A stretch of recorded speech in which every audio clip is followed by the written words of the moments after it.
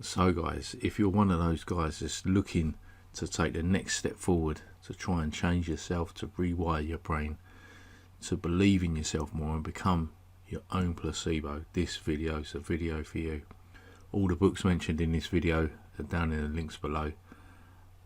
Just give this video a chance, because some of it is a bit out there, but there is something that all of you can relate to in this video, and Joe backs it up with clinical proof. Good luck, guys. You make a new connection in your brain. That's what learning is. Learning is forging new synaptic connections. And the Nobel Prize laureate Kandel in the year 2000 found that when people learn just one bit of information, they doubled the number of connections in their brain from 1,300 connections to 2,600 connections. But if they didn't review that information, if they didn't repeat it, if they didn't think about it or contemplate on it, those circuits pruned apart within hours or days. So if learning is making new synaptic connections, then remembering is maintaining and sustaining those connections. Physical evidence in your brain as a result of your interaction in the environment, footprints of consciousness.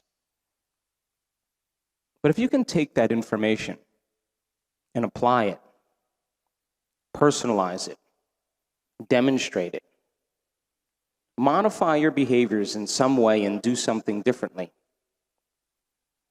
get your actions equal to your intentions and your mind and body working together, you are going to run into a new experience. And when you're in the midst of an experience, all of your 5 senses plug you into the external environment. And as your brain is gathering all this vital sensory data, all that information rushes back to your brain, and jungles of neurons organize themselves into networks, reinforcing the philosophical information, enriching the circuits in your brain, because that's what experience does. And the moment those neurons string into place, the brain makes a chemical. And that chemical is called a feeling or an emotion. And in that moment, you begin to chemically teach your body to understand what your mind has intellectually understood. And we could say that knowledge is for the mind and experience is for the body. And in that moment, you are embodying the truth of that philosophy. And you're signaling new genes in new ways and rewriting a program. Emotionally teaching your body or instructing it to understand what the mind is intellectually understood. That's what experience does. So when you feel like a leader, when you feel successful, when you feel like a patient parent, when you feel compassion, now your mind and body are working together. But it's not enough to do it once. If you've done it once, it means you should be able to do it again. And if you can repeat any experience at will and do it over and over again, you are going to neurochemically condition your mind and body to work as one. And when the mind and body become one, or the body now knows how to do it as well as the mind, now it's innate in you. It's second nature. It's easy, it's familiar, it's effortless, it's who you are. In fact, you know how to do it, but you don't know how, because it's become like a subconscious program. And you begin to master that philosophy. And so our job at this time in history is to go from philosopher to initiate to master. From knowledge to experience to wisdom. From mind to body to soul. And from thinking to doing to being. Learning it with your head, applying it with your hands, and knowing it by heart. And you and I have all the biological and neurological machinery to do this. And common people around the world right now are doing the uncommon. They're healing themselves of fatal diseases, cancer, diabetes, MS, lupus, endocrine disorders, chronic pain, anxiety, depression, and even rare genetic conditions that medical science has no solution for. People are healing themselves from past scars and traumas that keep them anchored to the past, and they're reborn again in the same life. And they're creating new lives and new opportunities, creating a whole new reality. Because this is a time in history where it's not enough to know.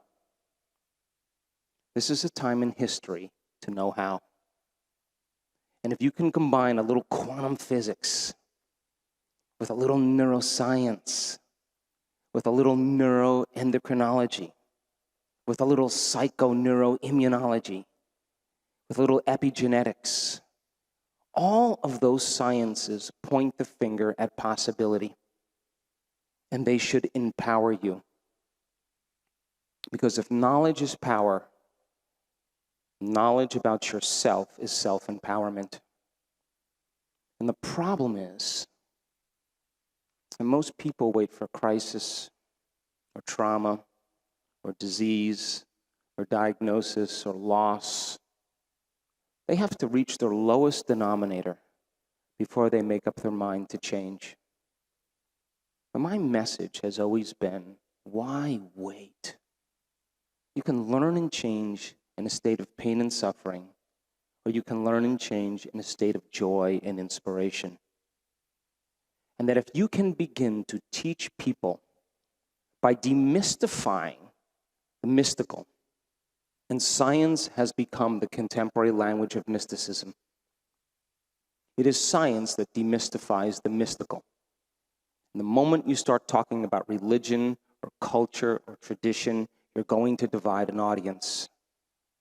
But science creates community. And I know, without a doubt now,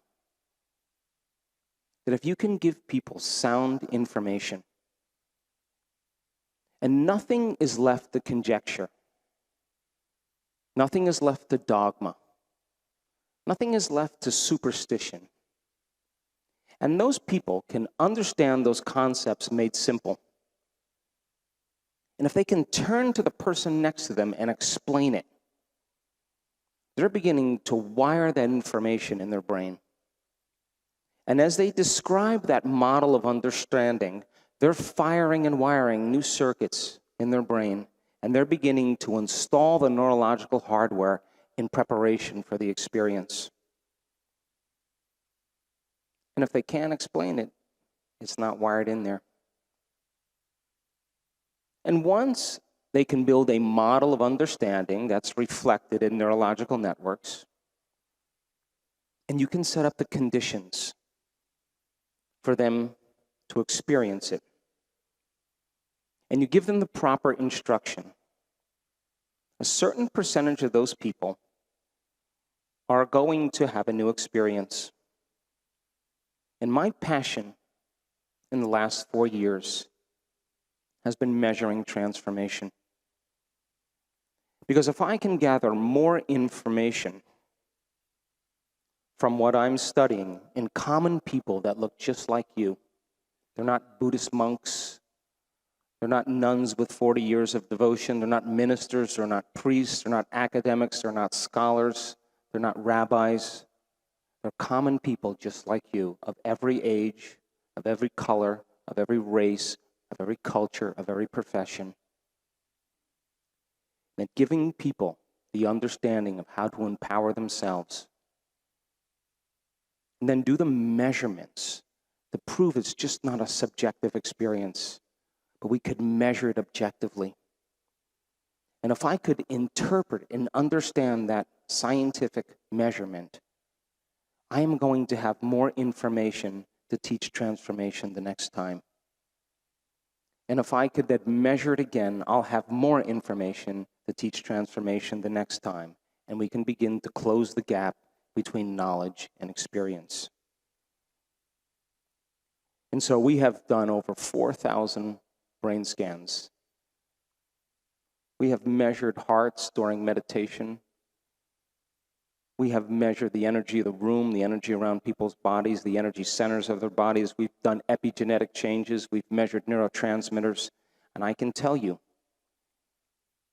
people are having transformative experiences. And the beauty behind that is that those experiences are so profound that they can't go back to business as usual ever again. We've happened to measure what that looks like in real time. The neuroscientists and researchers that come and study our work think our students are having seizures because the amplitudes of energy are so higher in the brain. And I say to the scientists, take a look at her. Does she look like she's having a seizure? And she's blissed out in the meditation. And she can't make her brain do that. You see, it's happening to her. And after 4,500 brain scans, I can tell you that you are at your absolute best when you get beyond yourself. That when you analyze your life within some disturbing emotion that's bothering you, you are going to make your brain worse. I've seen it over and over and over again. Because that emotion usually is derived from the hormones of stress that arouse the brain for the short term. But the problem is the emotion is a record of the past. And you are thinking in the past. And all it does is drive the brain further and further out of balance. And when we saw that in brain scan after brain scan, it got really simple on how to teach people on how to do it. And so my passion in the last 4.5 years is studying common people doing the uncommon. And if you teach people the what and the why, the how gets easier. How many people in this audience, just curious, believe in the idea that the way you think has some effect on your life? Just curious.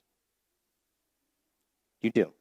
So you believe on some level that your thoughts have an effect on your life. Yes? So you think 60 to 70,000 thoughts in one day. 90% of those thoughts are the same thoughts as the day before.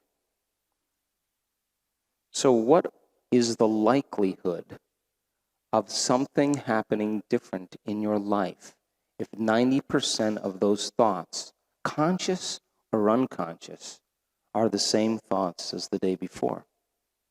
Because the same thoughts will always lead to the same choices. The same choices will lead to the same behaviors. The same behaviors will create the same experiences. And the same experiences produce the same emotions. And those same emotions drive your very same thoughts. And your biology, your neurocircuitry, your neurochemistry, your hormones, and even your genetic expression is equal to how you think, how you act, and how you feel. And how you think, how you act, and how you feel is called your personality. And your personality creates your personal reality. That's it. So then if you want to create a new personal reality, a new life, then you're going to have to start changing your personality. How many people are with me? Come on, London, yes? You see, most people try to create a new personal reality as the same personality, and it doesn't work. You literally have to become someone else. So there's a principle in neuroscience that says that nerve cells that fire together wire together. And if you keep thinking the same thoughts, making the same choices, demonstrating the same behaviors, creating the same experiences that stamp the same networks of neurons into the same patterns, all for the familiar feeling you call you, to reaffirm that identity, over and over again, you begin to hardwire your brain into automatic programs. And by the time you're 35 years old, this is science now, 95% of who you are by the time you're 35 is a set of memorized behaviors, automatic habits, emotional reactions, beliefs, perceptions, and attitudes that function like a subconscious computer program. And the constant firing and wiring, making the brain work in the same sequences, the same patterns, and the same combinations over and over again, begins to create a very finite signature in the brain. And that finite signature, the most commonly fired, neurologically wired set of thoughts, behaviors, and emotions that's acquired through frequent repetition, is the habit of yourself. And a habit is when you've done something so many times that the body knows how to do it better than your mind. And so 95% of most people, they are unconscious 95% of the time. And I assert, if you're not in the present moment, you're running a program. So then, in order for you to create a new personality, the first step is you've got to think about what you've been thinking about and change it. Would you agree? Come on, London. Poke the person next to you. Come on, give him a little poke. I know that's not British, but give him a poke. You got to become aware of your unconscious habits and behaviors and modify those. And then you have to look at those emotions that keep you anchored to the past, that you wear on your sleeve. And you have to decide if those emotions belong in your future. You see, most people trying to create a new personal reality as the same personality find out that it doesn't work because they're thinking the same thoughts, performing the same actions, living by the same emotions, but secretly expecting their life to change. But would you agree with me then?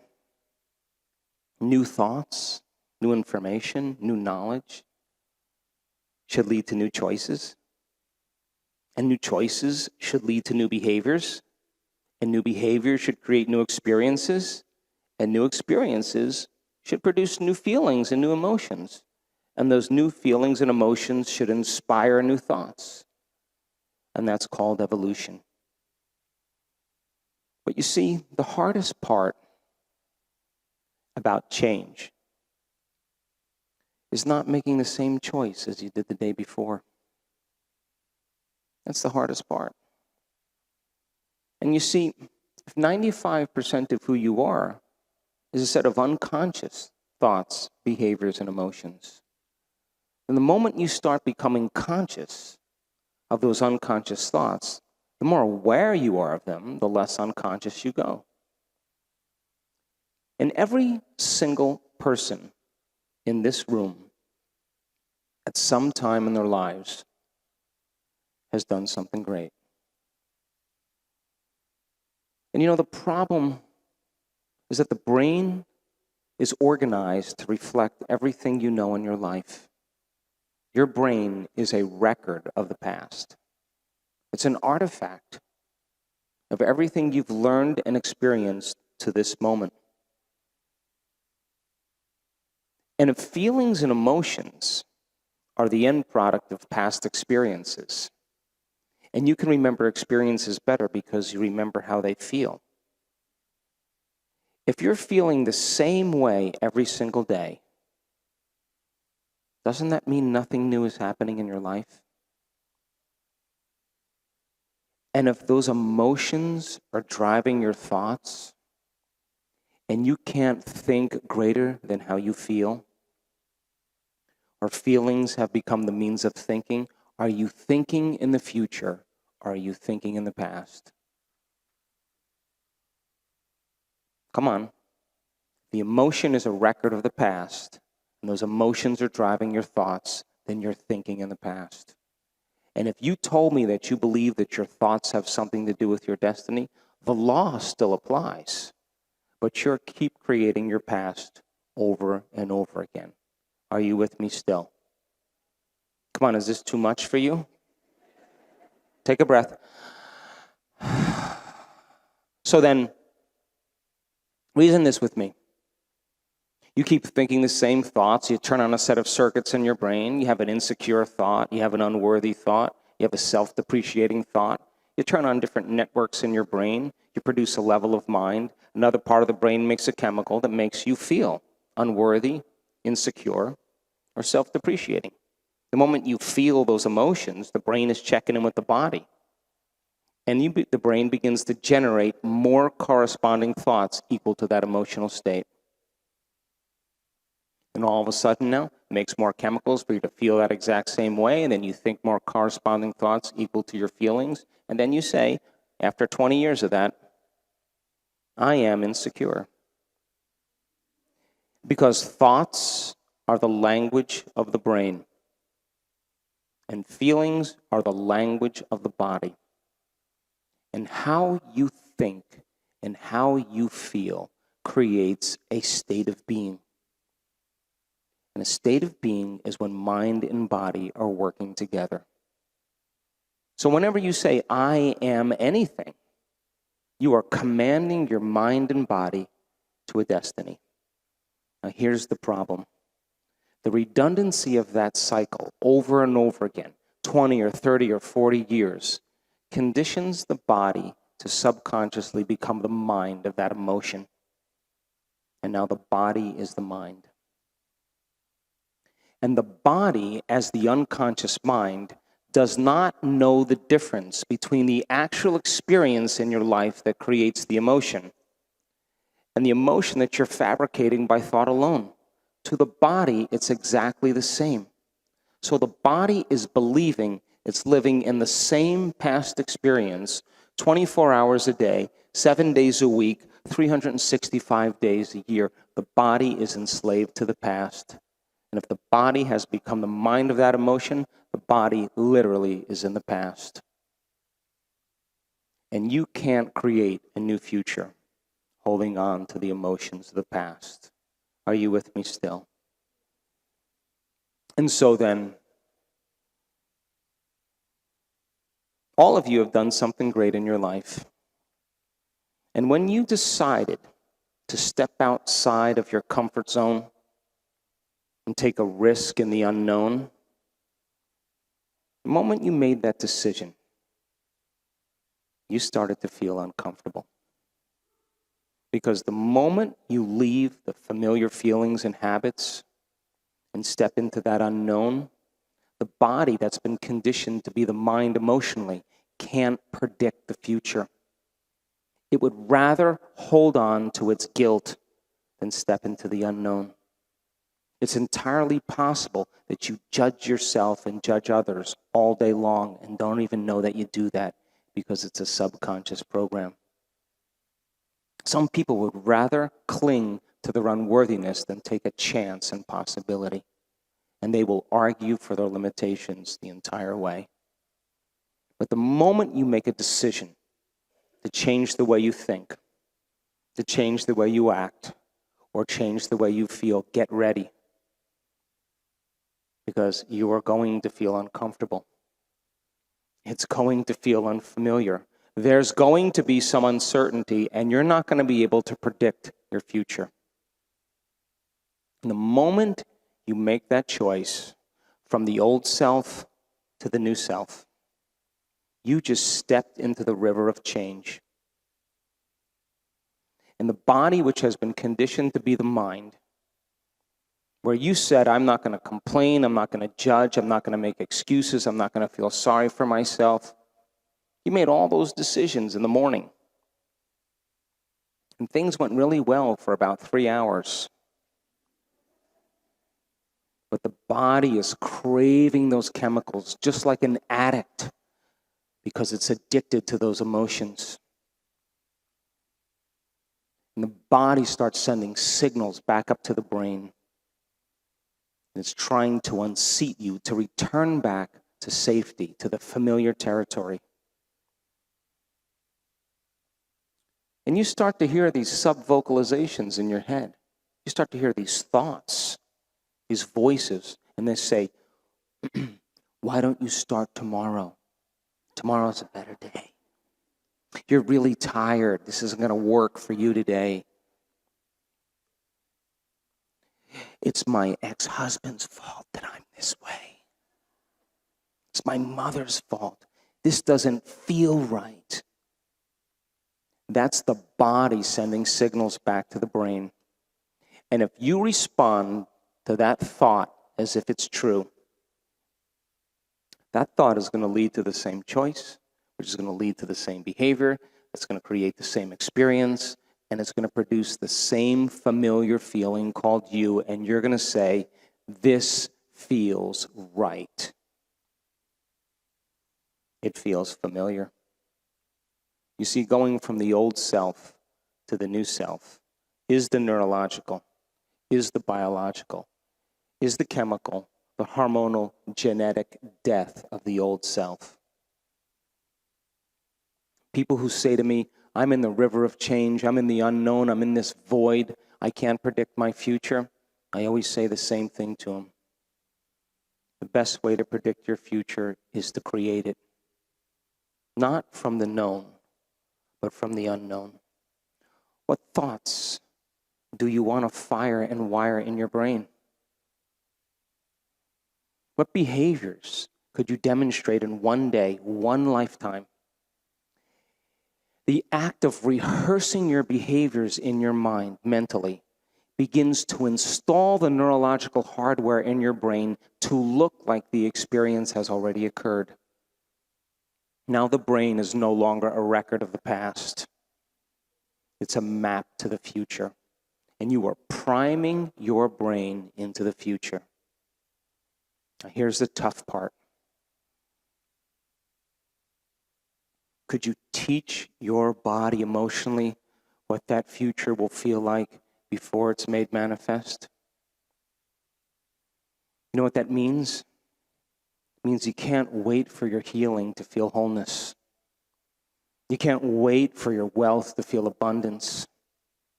You can't wait for your success to feel empowered. You can't wait for the mystical moment to feel awe.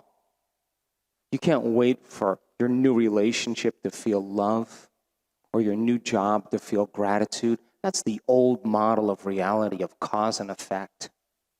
Waiting for something outside of you to change how you feel inside of you.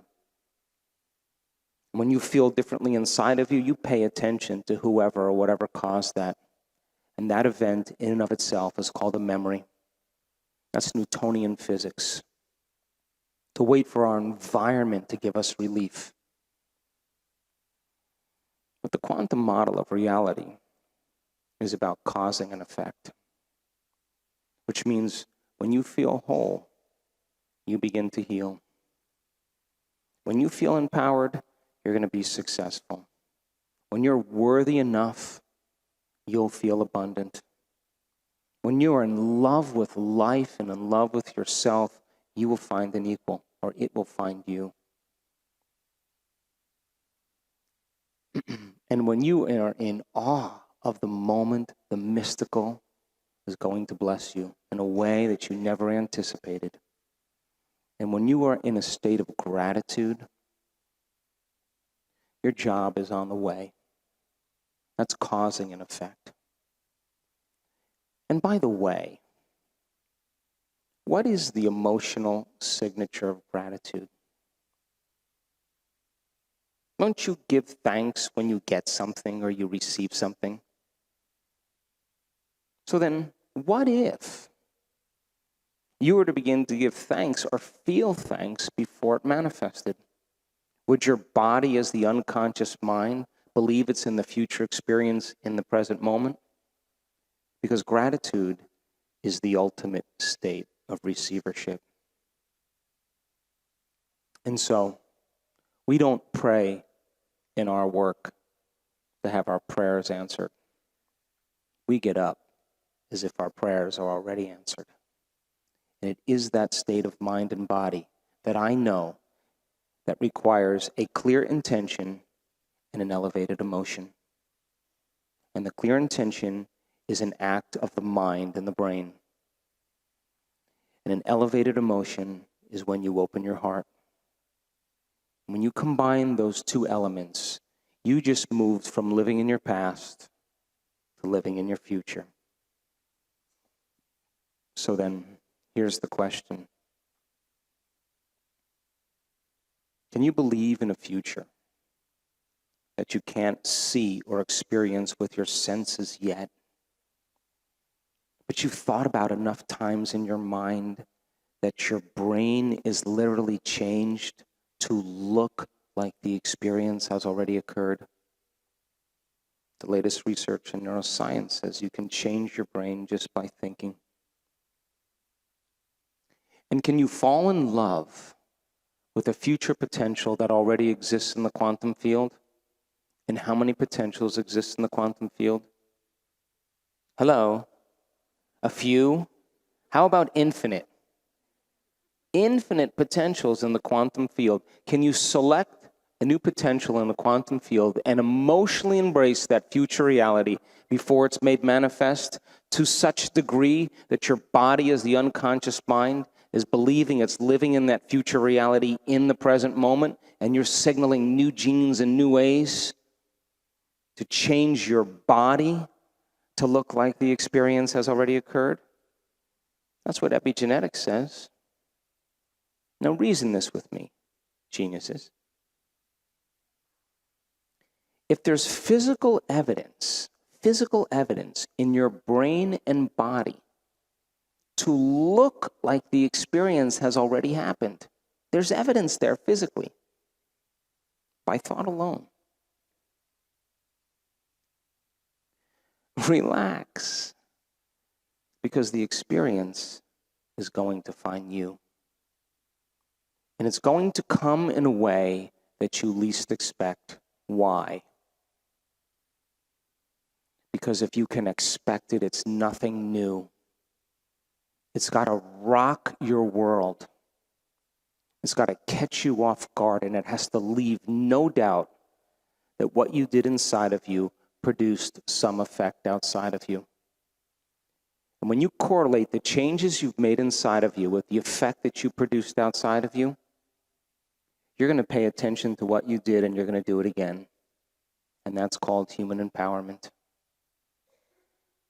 And the experience, when it finds you, is going to surprise you because it's an unknown. And the event is going to capture all of your attention because that's what a new experience does. And the emotion that's created from that event is going to create a long-term memory, and you're going to associate what you did inside of you with what you created outside of you. And I don't care who you are or what's happened in your past, but when that moment lands in your lap, you are going to look back at your entire past, and you're not going to want to change one thing about it because it brought you to that elegant present moment. And that's when the past no longer exists. All of you, at some point in your life, have done something great. And you got a wild idea, a vision. You asked a simple question to yourself, a frontal lobe question. The crowning achievement of the human being is the forebrain. That's the workshop. That's the creative center. That's the boss, the CEO, the symphony leader. It has connections to all other parts of the brain. And you asked yourself a question like, what would it be like to create this new job? What would it be like to go on this adventure? What would it be like to change something about myself? The moment you ask that question, the frontal lobe, like a great symphony leader, has connections to all other parts of the brain. And it begins to select different networks of neurons that's housed in the brain from something you learned intellectually or something you experienced. And it seamlessly pieces them together to fire in a new way, and you get a vision, you get an idea. That hologram that you see is a potential in the quantum field that you're selecting. It's an unknown. But the passionate person who does this The thought that they're embracing in that moment becomes the experience. And they begin to feel the joy, the excitement, the inspiration, the enthusiasm, and theos, filled with God. They come out of their resting state and they feel the emotion before the event. And that emotion is giving the body a sampling of the future. And you just moved into a new state of being. And what did you do? You sat down and you wrote down all the choices you were going to make. And you reviewed them over and over again. Then you wrote down the behaviors you were going to demonstrate, the things you were going to do. And you reviewed them, committing them to your conscious mind, firing and wiring over and over again, giving yourself a direction. You wrote down your goals, the experiences you wanted to walk into. And the more you wrote those goals down, the more you felt enlivened. But then you did something really brilliant.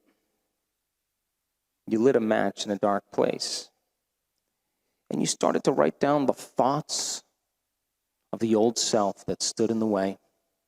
I can't, it's too hard, I'll never change, I'll never be successful. You became conscious of those unconscious thoughts, and you would never let that thought slip by you unchecked in your waking day. And then you wrote down the choices you weren't going to make. And I don't care if you were losing weight or gaining weight or making muscles or stop eating certain things or changing your lifestyle. You reviewed those choices and you became so conscious of those unconscious choices that you wouldn't make that unconscious choice again. And then you reviewed your habits and you decided what you were no longer going to do, whether you're going to wake up early, whether you're going to stop watching TV, whether you stop eating certain foods, doesn't matter. But you made a decision with firm intention. And the amplitude of that decision carried a level of energy that caused your body to respond to your mind. And then you reviewed the experiences that you were going to stay away from. And you became very conscious of those emotions that would bring you to a lower level, drop your energy. And every day, you weaved the path from the old self to the new self. And you reached a point in your life, after you did it enough times, those long nights, lonely moments, stepping out into the unknown, where you knew it was going to happen. You knew it. You just knew that everything lined up. And that's when you relaxed. You surrendered. Now it was no longer about creating the event, the experience. It was the fact that you did it. When you relax into it like that, you start loving yourself a little bit more. And the side effect of that is you start giving. You start caring. You're more present. You're less in survival. So you see, you already know how to do this. But what I want people to do is to make it a skill. And so, every single person in this room, there's an intelligence that's giving you life right now. It's keeping your heart beating and digesting your food and organizing trillions of functions in every single cell of your body. It's organizing mutations in your DNA. There's some invisible force that's giving you life. But that same intelligence that's keeping your heart beating and digesting your food is the same intelligence that's creating supernovas in distant galaxies and causing flowers to bloom. It's both personal and universal. It's within you and it's all around you. And you can't see it, and you can't smell it, and you can't taste it, and you can't feel it. But it is the giver of life. And it is a consciousness. And consciousness is awareness, and awareness is paying attention. And it is the observer observing you into life. And you know what I tell our advanced students? Look, Either you're going to be defined by a vision of the future or the memories of the past. And Scientific American last year published an article that said, in memory, 50% of what you talk about in your past isn't even the truth. You make it up. Memory is creative. Are you listening? But I tell our advanced students, when you stop creating, it just means you're more in love with your past than you are with your future. That's all. But you know, that intelligence that's giving you life, the observer, you can develop a relationship with it. And when your will matches its will, and it has an amazing will, when your mind matches its mind, and it has an infinite mind, and when your love for life matches its love for life, it always answers the call. And what about the soul, huh? Soul's interest is the unknown, it's adventure. You know, we came from source, slowing down in density until we finally arrive in 3 dimensions. And why did we stop here? Tiramisu. We stopped here because of tiramisu. And all of a sudden, we decide to make our way back up. And you know, you wake up in the morning, you come back to your senses, you glance over at the person laying next to you, and you go, how did I get here? Then you sit there and you go like this, wait, let me think about all my problems. Oh, now I'm starting to feel like myself. Then what does everybody do after that? Come on, you all do it. You reach for your cell phone. You check your WhatsApp. You check your Twitter. You check your texts. You do your Facebook. You tweet how tired you are. Then you check the news and you feel even worse. Then you check your email, then your other email. Then your Pinterest and your Snapchat and what else is there? I don't know, Instagram. And now you're ready because the personality is reaffirmed. And here we go. You get out of bed, the same side. You have the thought of the toilet, and there you are. You're in front of the toilet. Then you have the thought of the coffee maker and your coffee cup, yours. Nobody drinks coffee out of that cup. And then there you are, right in front of the coffee maker. And then you have the thought of the shower, and then there you are in the shower and washing yourself the same routine ways that you always do. And then while you're in the shower, you're imaging what you're going to wear. So creative. And the next thing you know, you're dressed. And then you think of your car, and you're in your car. Then in your car, you drive to work the same way. You get to work. And you see the same people that push the same emotional buttons. You use your boss to reaffirm your addiction to judgment.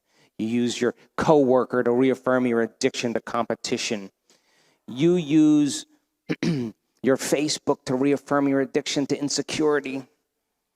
And all along, you're using your environment to remind you of who you are. Now, your personality is no longer creating your personal reality. It's your personal reality that's creating your personality, and you are victim to the circumstances in your life. And then you do the things that you can memorize and do so well, and then you stop at the grocery store, you buy your same food, you eat your same meals, you watch your same television shows. Then you get in front of the mirror. You do the lotions and the potions. And then you get in bed, you open up the book, you read one paragraph. And you wake up in the morning, and here we go again. Because a habit is a redundant set of automatic, unconscious thoughts, behaviors, and emotions that are acquired through frequent repetition. So a habit is when your body goes on autopilot. So if you've been doing that for 20 or 30 or 40 or 50 years, your body is already programmed into a predictable future. based on what it did in the past. As a matter of fact, we could take your yesterday and lift it up and set it on tomorrow. And that's called karma. That's it. But there's no unseen hand doing it to you. You're making the same choices and the same behaviors and the same experiences to reaffirm that same emotion that you call you. Are you with me still? Am I getting too close? So then, come on, reason this with me. If you're not in the process of being defined by a vision of the future, you are left with the old circuitry and the emotions of the past, and you will be predictable in your life. And by the way, if you're so structured in that routine, if the unknown landed in your lap, you would say, excuse me, can you come back tomorrow? This is going to really break up my day here. So then, finding the sweet spot of the generous present moment, I can tell you what it looks like in the heart and in the brain. I've seen it enough times, and we're able to predict it when it's going to happen. Because when you are truly present, you can't run a program. And if you are doing those same things every single day, and you're in that routine, the soul is watching reruns of the same television show. Wouldn't you get bored after a while? And it falls asleep on the couch. And the soul goes to sleep and the ego takes over. And you crave the familiar. And the unknown is the soul's agenda. To journey back to source and tell stories of its adventure. And you tell me, if the soul is interested in the unknown and the adventure, if you're stuck on some emotion that's keeping you anchored to the past, the soul can't go to a new future. It means you have to overcome that emotion. Because the memory without the emotional charge is called wisdom. And that's the name of the game here, folks.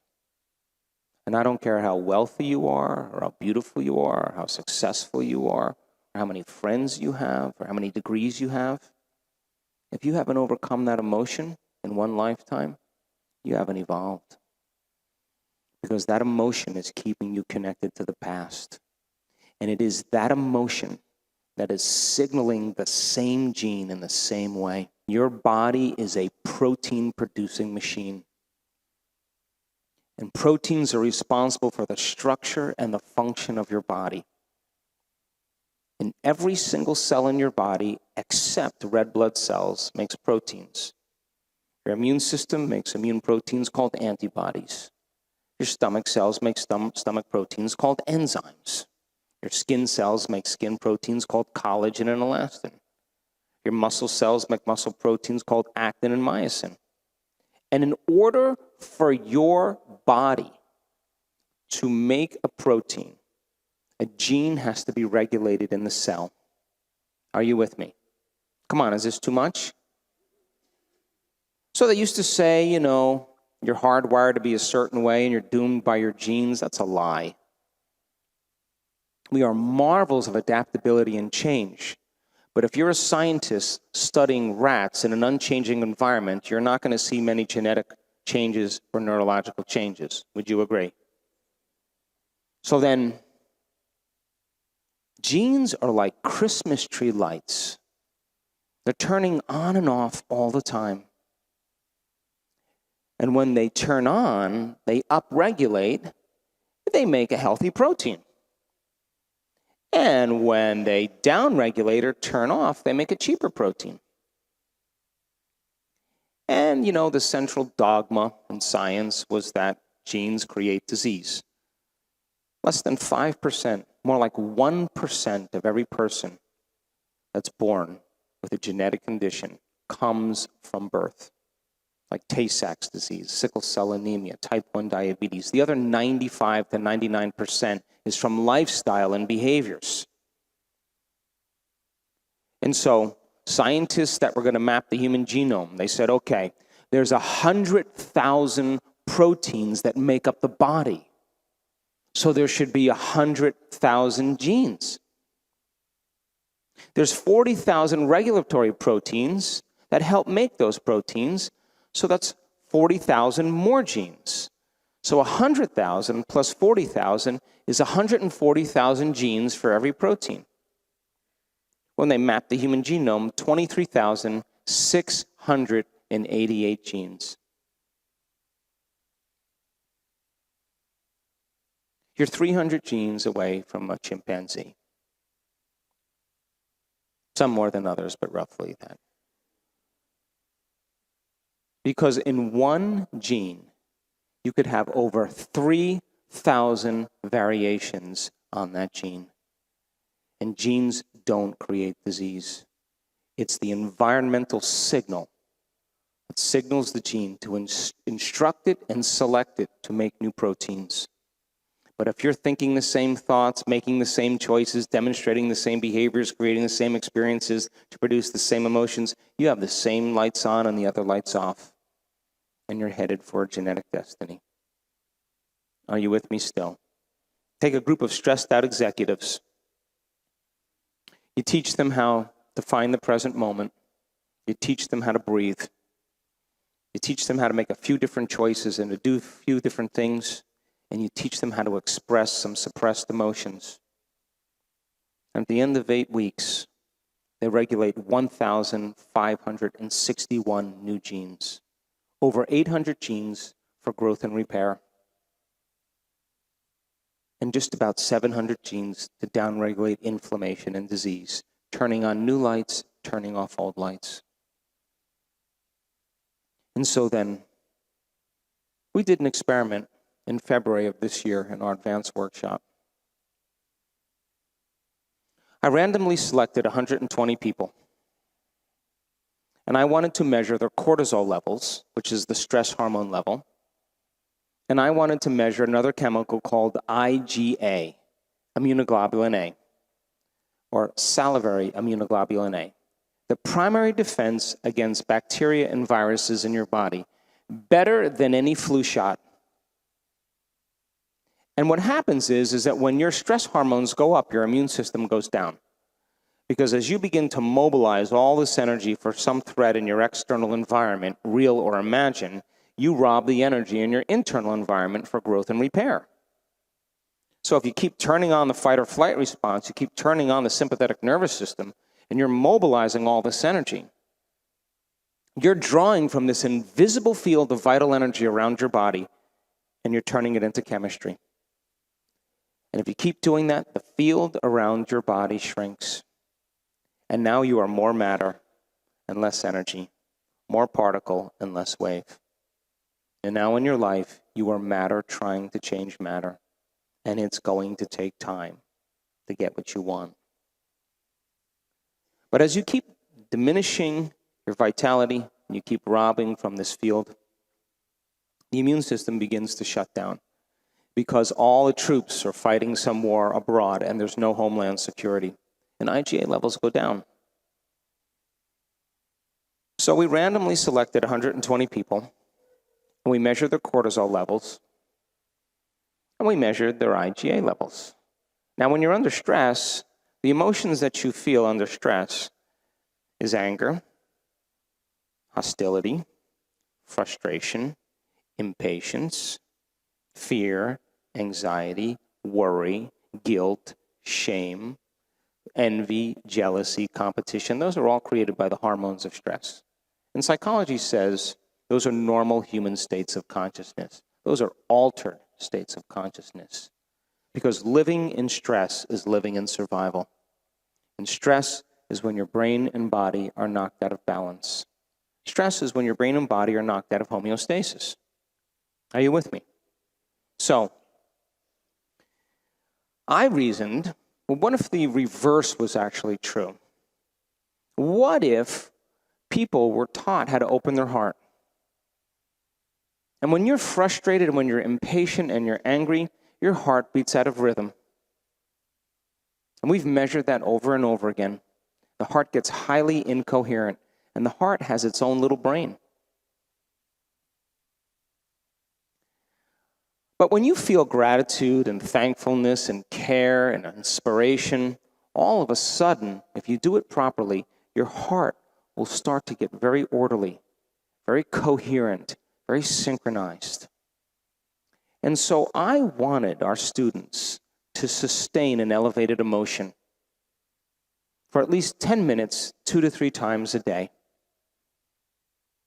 That's it. But what happens when you experience an elevated emotion, and we know this because we've measured it also, if you can begin to sustain an elevated emotion, this is the creative center right here. It's like dropping a pebble in water. And if you were able to sustain that emotional state, you were dropping pebble after pebble after pebble in a perfect rhythm.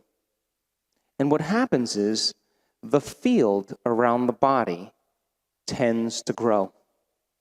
Now you are more energy and less matter, more wave and less particle. And now you begin to feel connected to something greater. And if you can feel more deeply, more richly, and more completely, you're dropping a big stone and it's creating a bigger wave. And that energy is a frequency. And all frequency carries information, just like a radio wave. And your thought is the intention on that wave.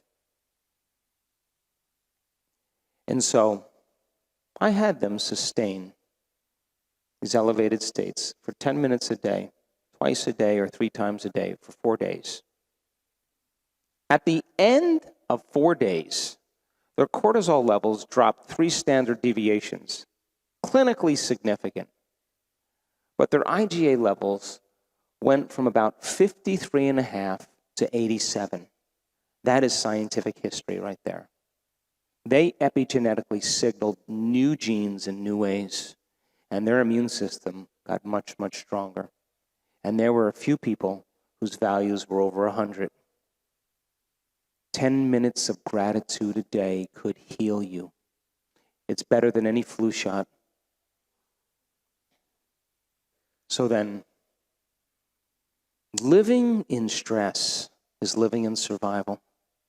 And all organisms in nature can tolerate short-term stress. But human beings, we become addicted to the very chemicals of stress, very hormones of stress. And we use the people and conditions and the problems in our life to reaffirm that addiction to the emotion. And we can turn on the stress response just by thought alone.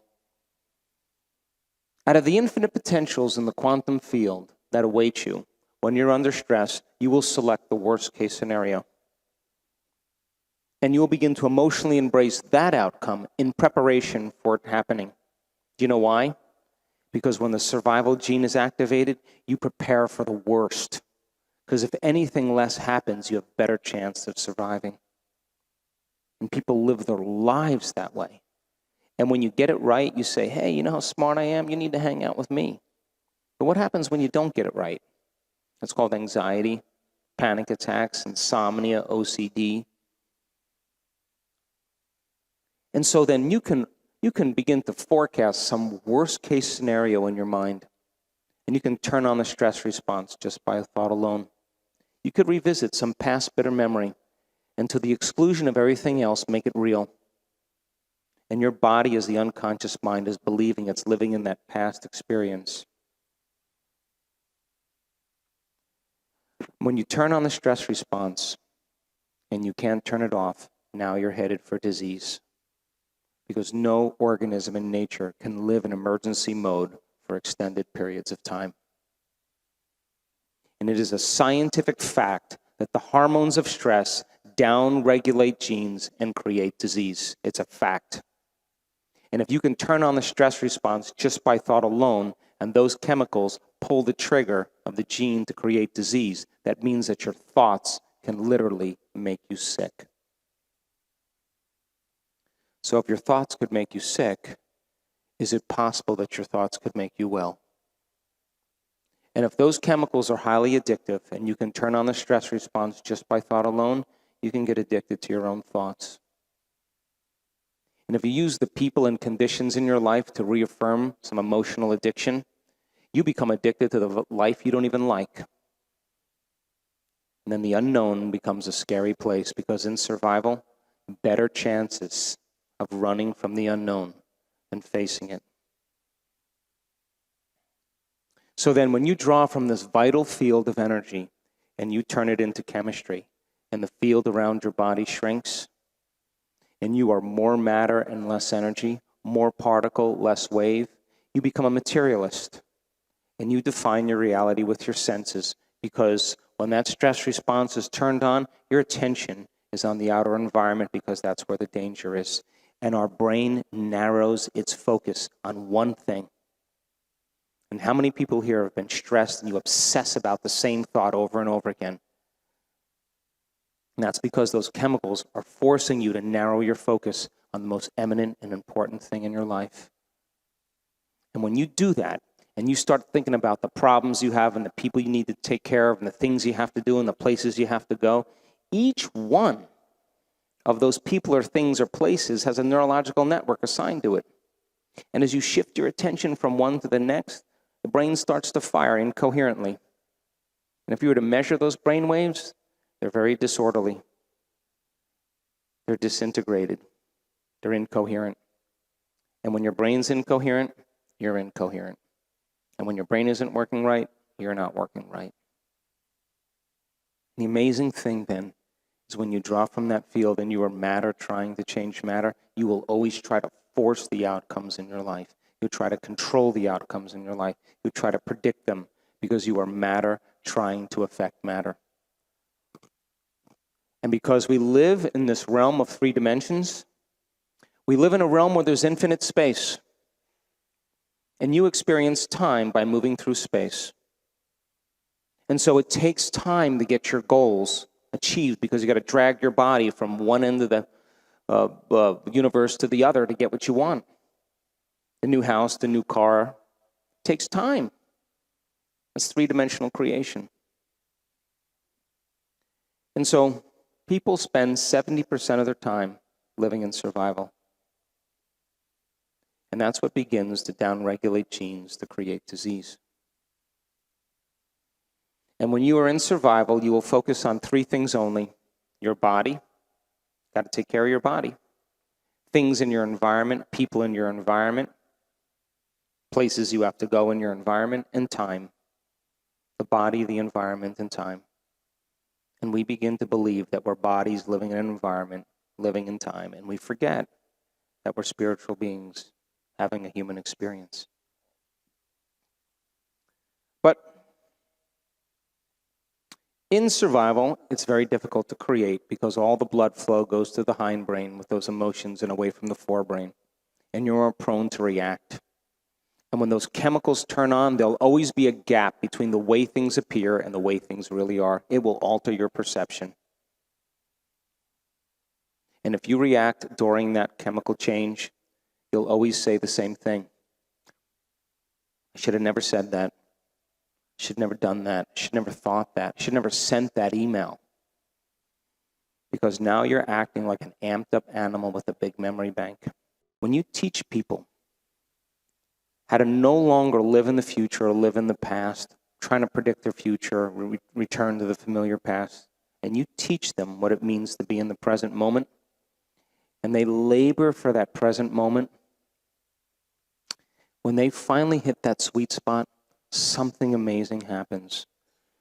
You get creative. Because my definition of creation is when you forget about yourself. You are so present in the moment, you're no longer a face. You're no longer a skin color. You're no longer a gender. You're no longer a sexual preference. You're no longer a diet. You're no longer a profession. You're no longer a wardrobe. You're no longer a sports car. You're no longer a name. You are nobody. No one, no thing, nowhere, in no time. And that is the moment you are pure consciousness. And that elegant moment where you are pure consciousness that is the moment you walk through the door to the quantum field. And after looking at 4,500 brain scans, if you can teach a person, instead of narrowing their focus, to open their focus and focus on nothing, space, focus on energy, all of a sudden those different compartments of the brain that were once subdivided, they begin to unify. They begin to synchronize. The front of the brain starts talking to the back of the brain. The right side of the brain starts talking to the left side of the brain. And all of a sudden, the brain is going into psychic union, because what syncs in the brain links in the brain. And all of a sudden, the person feels more like themselves than it had in a long time. So, we've seen this in real time in our meditations, watching people do it. And now we're able to predict it when it's going to happen. And when that person is no longer thinking and feeling in the same cycle, they're gone. They're elsewhere. They are a thought and possibility. That's the moment their consciousness merges with a greater consciousness. That's the moment the subjective consciousness merges with the objective consciousness, the field, and they begin to merge together. And when they come back, they take a piece of it with it. They become more loving. They become more giving. They become more willful. They become more conscious. They become more mindful. Its nature becomes their nature. Its mind becomes their mind. And when we see this happen, we can look at the dimensional picture of the brain, and all of a sudden we start to see it synchronizing. The two halves are coming together. The unity of polarities, the unity of duality is wholeness, is love. And at the exact time that brain starts going into psychic union, that energy from these centers moves right into the heart. And boom, the field around the body can go up to 9 meters wide. Now they feel connected to something greater, no longer separate from possibility. They're no longer focusing on matter and objects and things. They've taken their attention off the electron and quantum physics, and they put it on the wave of possibility. That's what creation is. And once that energy hits the heart starts getting very organized. They're in love with the experience, and they want the moment to last.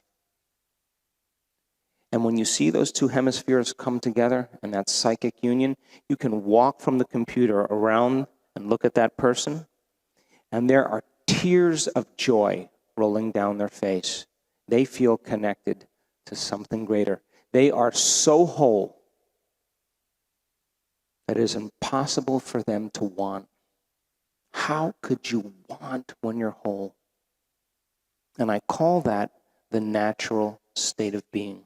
That's who we really are, and we no longer feel separate. And the moment you step out of the way, that autonomic nervous system that's giving you life says, she's gone, let's clean house. Because the autonomic nervous system is self-organizing. And it steps in and creates order where there's disorder. We've had people stand up that have had pain their entire life, have no pain at all. And of course, their first words are, I can't believe it. It wasn't me that did this. It's the power within me that did it. And so then finding the sweet spot of the generous present moment every single day of your life. The word meditation, the actual literal translation of the word means to become familiar with. That's what it means.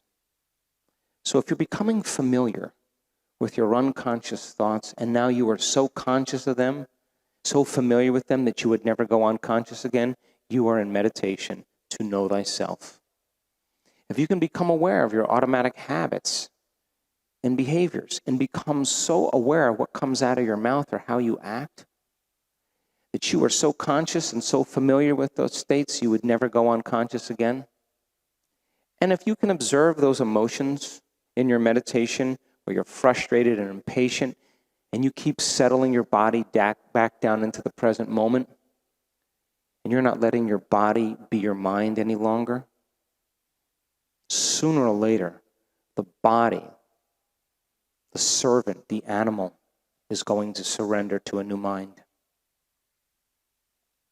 And when it does, there's a liberation of energy. And the body is no longer enslaved to the familiar past or trying to predict the future. And the absence of that emotional addiction is called joy. And there is a liberation of energy that takes place in the body, and we've measured it.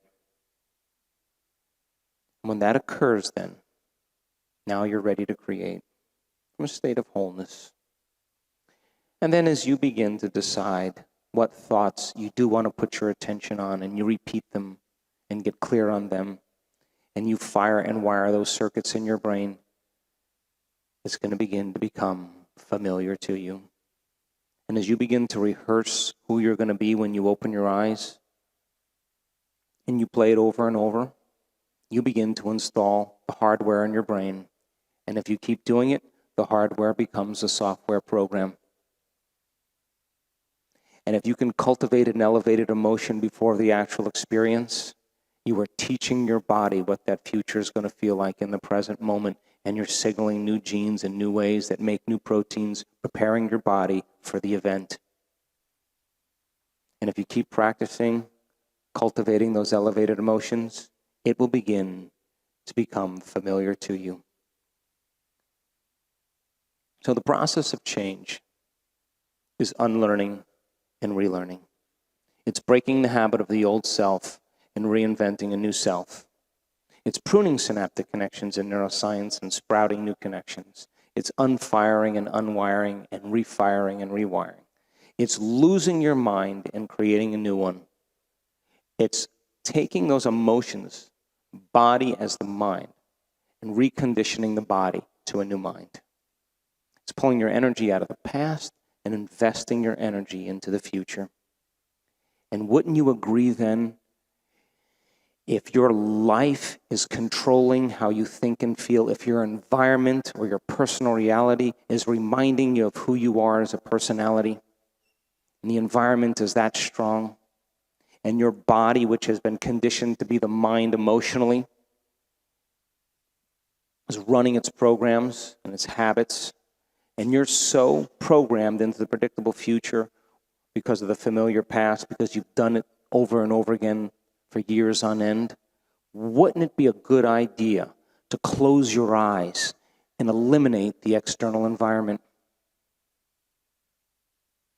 Play soft music in the background or put earplugs in so there's less sensory data coming into your brain so you can focus on your inner world. Sit your body down and don't let it get up and do things and eat and drink and feel. You say to the body, stay right there, you stay. And instead of thinking about the appointments and emails and texts and phone calls you have to make or what happened yesterday, the day before, 10 years ago, you're conscious when you leave the present moment and you slip into that elegant moment, the generous present moment. That's what meditation is about, to get beyond the analytical mind, change your brain waves, and fall into the operating system where those subconscious programs exist. And I'm going to say that when you truly do this, and common people that look just like you all around the world in every culture are catching on, that they are surrendering an aspect of the limited self every single day to join the greater self. And you know, we have these advanced workshops, and we have 600 people or 700 people, and we work, but it's the most gracious and fun time of people's lives because they're with a community of people that are doers. You know what? In some days, we start at 6 in the morning every morning, but in some days, I call the audience at 4 in the morning. Why 4 in the morning? Because they are instructed to understand about the pineal gland, and they understand about its metabolites that create a lucid experience and how to begin to change those neurotransmitters into other ones. They're given a whole teaching on that, and their brain chemistry is ripe at 4 in the morning. And I say to them, you don't come in 4 in the morning, that door's closing at 4 in the morning, but if you don't come, I'm not going to take it personally. It just means you want your sleep more than the mystical. It means you just want your comfort more than the unknown. It means you want your coffee, the familiar, more than the unfamiliar. But the students that show up, what they're saying to that intelligence within them, I don't want my coffee today. I don't want my tea. I don't want my shower. I don't want my sleep. I don't want my bed. I don't want my cell phone. I want you. You're the object of my affection. And they mine for it until they make contact. And when they do, they go for the ride of their lives. And we have measured their brains when this happens. And they are processing amplitudes of energy that have never been recorded in the history of neuroscience. Most brain circuits fire at about 40 microvolts of energy squared. Our students are producing 1 million microvolts, 2.5 million microvolts, 4 million microvolts. Whatever's going on between their ears is more real than anything that's ever happened in their past. They're having a full-on sensory experience without their senses. And what would happen to you right now if your senses were amplified by 25%? Everything you were seeing, everything you were hearing, everything you were smelling, everything you were tasting, everything you were feeling. If your senses were heightened by 25%, so would your awareness. And if your awareness is amplified, so is your consciousness. And you can't have consciousness without energy. They work together, and the brain is recording high amplitudes. And if experience enriches the brain, and experience produces emotion, they are changed in a moment. Because the inner event is more real than any past external event. And the past is washed away. And that person can tell you the experience that they had, and I have to believe them. Because when we see their brains doing that, we know they can't make their brains do that. So then, in closing, great time to be alive in the world. Because in an age of information, ignorance is a choice. And that this is a time in history to not only know, but to know how. And to demonstrate all the changes you want to see in the world. I love the concept of emergence in biology. You ever see a group of fish all swimming the same way, or a flock of birds all turning in one direction? If you were to study that phenomenon in biology, you would think that there was some leader that everybody was following, that it was a top-down phenomenon. Turns out there is no leader. It's a bottom-up phenomenon. They are all one mind, and they are collectively sharing the same level of consciousness. There's a stigma that you and I have that if you lead with too much passion in your life, you're going to get it in the end. Whether you're Gandhi or Martin Luther King or William Wallace or Joan of Arc or John Lennon or Abraham Lincoln, you lead with too much passion, most people get assassinated. But what if it's a time in history where it's not so important to die for the truth, but to live for the truth? And what if you're working on your fear and anxiety, and your neighbor's working on their anger and bitterness? Instead of looking outside ourselves, we're looking within. And that everybody begins to transmute these limited survival emotions into heartfelt, elevated emotions. And that everybody's leading. And there is a new mind, a new consciousness. And there's power in numbers. You can't take out everybody now, can you? The coming of the age that you hear about, the coming of that consciousness, isn't one person. It's every person.